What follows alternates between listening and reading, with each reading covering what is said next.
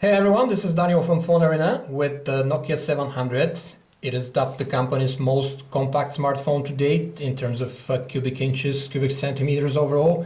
And the Nokia 700 is indeed a very neatly packed tiny handset running the new Symbian Belle. And it comes in a variety of colors to choose from. The phone reminds us very much of the Sony Ericsson Xperia raised compact design, for example. As you can imagine, it's very easy to operate it with one hand. You're reaching everywhere with your thumb. And if you have larger hands, it can even get lost in your palm. As you can see, we have a metallic battery cover here, which also comes in different colors that are matching the variety of hues that the phone is offered in. This chrome-like lock button here on the side, the volume rocker and the camera shutter button add some excitement to the design, but are very small, very thin, and too flush with the surface to be operated comfortably, especially this here lock button. The loudspeaker grill is recessed here at the front, making the phone look like a slider, but it is not. The 3.2-inch clear black AMOLED display boasts very nice saturated colors, great contrast, and very decent viewing angles. We have also a good pixel density at 220 ppi, courtesy of the typical for Symbian 360 by 640 pixels of resolution, but spread out on a smallish 3.2-inch display. The screen is also pretty bright, ensuring above average visibility outside, which we don't see very often with Super AMOLED displays. Now let's have a look quickly at the Symbian Belle interface on the Nokia 700. We extensively talked about Symbian Belle and its virtues in the Nokia 701 review, and the hardware here is identical. 1 GHz processor and 512 megabytes of RAM. You also get 2 GB of internal memory. This silicone is enough for fluid scrolling and swiping throughout the interface, as you can see, with the only short delays being when you try to add a widget, for example, from the extensive list of widgets, and also when you're trying to start a comparatively heavy application. That's the portrait keyboard, not very comfortable to type on such a small screen. Thankfully, the handset is very ergonomic when you held it in landscape mode, so you're hitting the right letter more often than not. Scrolling and panning around in the Belle browser on the Nokia 700 is fluid enough, as you can see, but pinching to zoom, for example, is choppy compared even to mid-range Android handsets, evoking this checkered boxes pattern here, especially on pages with a lot of plugins. The browser is otherwise pretty functional, with its own download manager and also its own RSS feed reader embedded in the interface.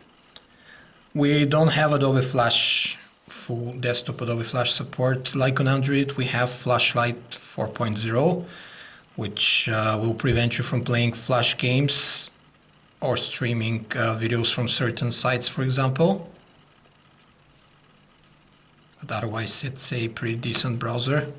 The only drawback is, of course, that you'll be reading the articles on such a small 3.2-inch display.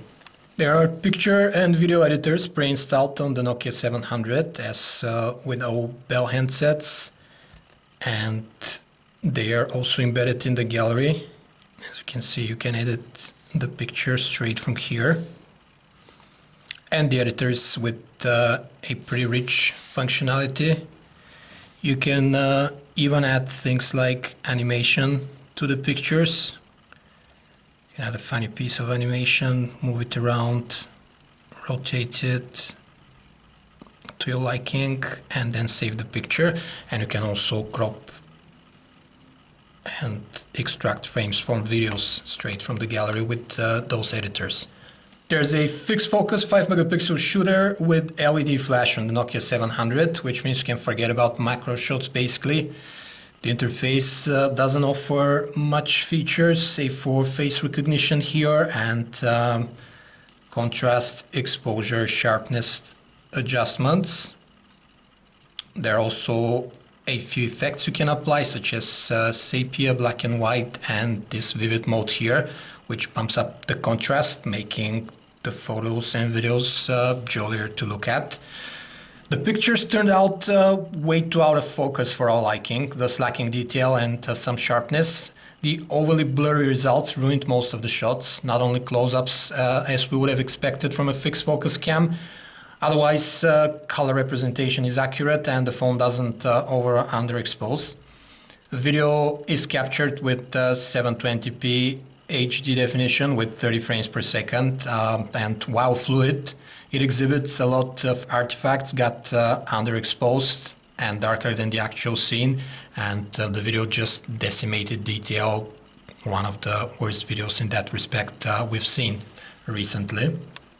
We were very pleased with the Nokia 700's compact design. The handset is very easy to handle, and it's also a pleasure to look at in one of its many colors. We actually have the blandest version here, but it's also available in white, red, and so on. People who are frowning at today's huge smartphone screens of 4.3 inches and above will definitely find this size and shape appealing. Also, Symbian Belle is a big step up over its predecessors. It's very streamlined, runs very well, and it took away the right pages from the other mobile operating systems like resizable widgets and this pull-down notification bar here with connectivity switches in it, but it's lacking in third-party applications. We also like that the phone supports strange frequencies like T-Mobile's 1700 in the US, plus call quality in the earpiece, and via the microphones is very good. What we didn't like were the pictures and especially the video. Not that we expected much from this 5 megapixel fixed focus shooter, but some results were really appalling in the focus and detail department. The Nokia 700 has a very close rival with the Sony Ericsson Xperia Array, which is very similar in design, and it's almost as compact as the 700, but carries an 8 megapixel autofocus camera, sports Dolby Flash, and has the power of Android apps behind it, not to mention a higher pixel density of the screen.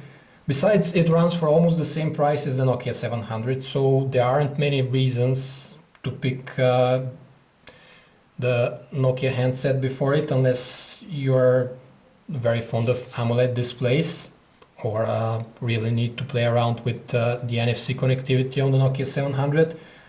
Other alternatives with a larger screen in a fairly compact device around this price point you can look at are the Samsung Galaxy W or the Sony Ericsson Xperia Neo, which are both with 3.7-inch displays, better cameras, and have the wonders of Adobe Flash and Android Market as well.